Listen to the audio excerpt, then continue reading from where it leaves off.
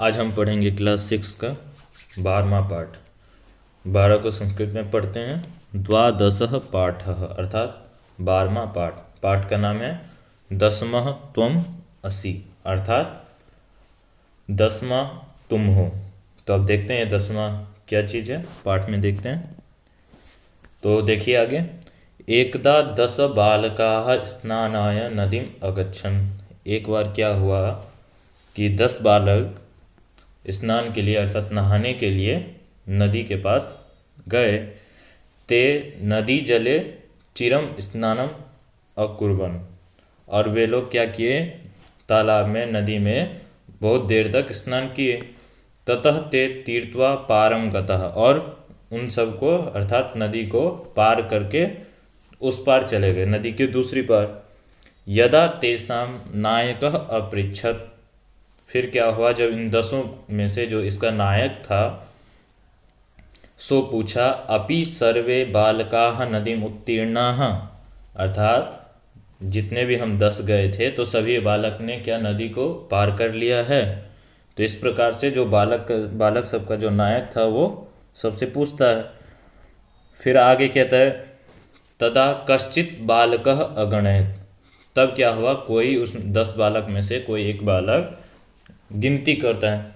एकः द्वौ त्रयः चत्वारः पंच षट् सप्त अष्ट अष्टौ नव, 1 2 3 4 5 6 7 8 9, ऐसे करके वो सबका गिनती करता है।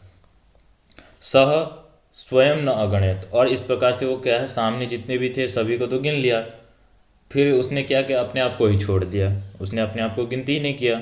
अतः स अवदत् नव एव सन्ति, और उसने क्या किया, अपना जो उसका जो नायक था, जो लीडर था उस 10 बालकों का, उसको कह दिया कि हम तो केवल 9 ही हैं, 10वां न अस्ति, अर्थात जो 10वां था वो नहीं है। अपरः अपि बालकः पुनः अन्यान बालकान अगणित, फिर क्या किया कि जो दूसरा बालक था उसने बोला कि मैं भी गिन के एक बार देखता हूँ। तो उसने भी गिना, तो उसको भी क्या हुआ कि जितने भी बालक हैं वो केवल 9 ही गिनती तक कर रहे हैं और अपने आप को वो छोड़ दे रहे हैं। तो फिर भी कितना संख्या हुआ, 9। तो इस प्रकार से जो कोई भी गिनता तो 9 तक ही गिनता, क्योंकि अपने आप को तो छोड़ देता, तो फिर 10 संख्या होता कैसे। तदा अपि न नव एव आसन, और इस प्रकार से वो भी गिनता है तो 9 ही होता है, क्योंकि वो तो स्वयं को छोड़ देता है। अतः ते निश्चयम अकुर्वन् यत् 10मः नद्याम मग्नः, तो इस प्रकार से जब सभी लोगों ने गिनती कर लिया, तब इन सबको निश्चय हो गया बालक को कि जो हमारा जो 10वां साथी था, जो साथ में साथी था 10वां, वो नदी में डूब गया। ते दुखिताः तुष्णिम अतिष्ठन्, तो वे जो डूब गए 10वां साथी, उसके लिए दुखित होकर वो चुपचाप बैठ गए। तो इस प्रकार से आगे फिर कहते हैं, तदा कश्चित पथिकः तत्र आगच्छत्, तो उसी मार्ग में कोई पथिक वहाँ आ रहा था। सह तान बालकान दुखितान दृष्ट्वा अपृच्छत्, तो वो जो पथिक था उसने बालक सबको दुखी देखकर बालक से पूछा, बालकाः, अर्थात हे बालक, युष्माकं दुःखस्य कारणं किम्, अर्थात तुम सभी बालकों का दुख का कारण क्या है, जो तुम लोग एकदम उदास बैठे हुए हो। बालका नाम नायकः अकथयत्, जो बालक का जो नायक था, जो लीडर था, वो बोलता है, वयम 10 बालकाः स्नातुम आगताः, अर्थात हम सब 10 बालक स्नान के लिए आए थे। इदानीम नव एव स्मः, तो इस समय हम कितने, 9 ही हो रहे हैं। एकः नद्यां मग्नः इति, जो एक साथी था हमारा वो नदी में डूब गया है। तो इस प्रकार से जो बालक सबका जो लीडर होता है वो पथिक से कहता है। पथिक तान अगणयत्, और जो पथिक था वो उन सब की गणना करता है, गिनता है।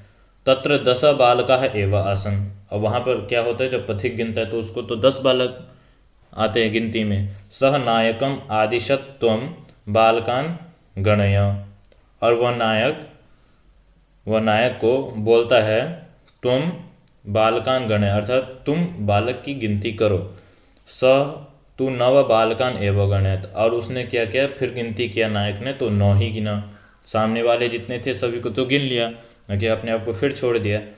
तदा पथिकः अवदत्, तब फिर पथिक जो मार्ग में जो आ रहा था वो उसको कहता है दसमः त्वमसि, अर्थात 10वां तुम हो। सबको तो गिन लेता था जो कोई भी गिनता था, लेकिन अपने आप को सभी छोड़ देते थे, इसीलिए पथिक कहता है दसमः त्वमसि। तो पाठ का भी नाम क्या है? 10वां तुम हो। तो इस प्रकार से जो 10वां कौन है, तो इसका उत्तर आपको इस कहानी में मिल गया। तत् श्रुत्वा प्रहृष्टा भूत्वा सर्वे गृहम् अगच्छन्। तो ये सुनकर पथिक से कि सभी बालक जीवित हैं, 10 के 10 साथी हम आए थे, 10 हैं अभी, तो सभी प्रसन्न होकर सभी अपने अपने घर चले गए। तो इस प्रकार से सभी का अर्थ हम देख लिए। अब नीचे शब्दार्थ है, तो शब्दार्थ को भी याद कर लेंगे तो अर्थ जानने में हमें आसानी होती है। देखिए शब्दार्थ देख लेते हैं। इदानीम, इदानीम मतलब अब, एकदा मतलब एक बार, स्नानाय नहाने के लिए, निर्मलम साफ, शीतलम ठंडा, तीर्थवा तैरकर, नायकः नेता, चिरम देर तक, उत्तीर्ण पार कर लिया। तो इस प्रकार से शब्दार्थ दिया हुआ है, आप उसे याद कर लेंगे तो आसानी हो। नीचे भी दिया हुआ है, तदा तब, अगणयत गिना, स्नात्वा नहाकर। इस प्रकार से जितने भी शब्दार्थ दिए हैं सभी को याद कर लेंगे तो हमें अर्थ करने में भी सुविधा होगी।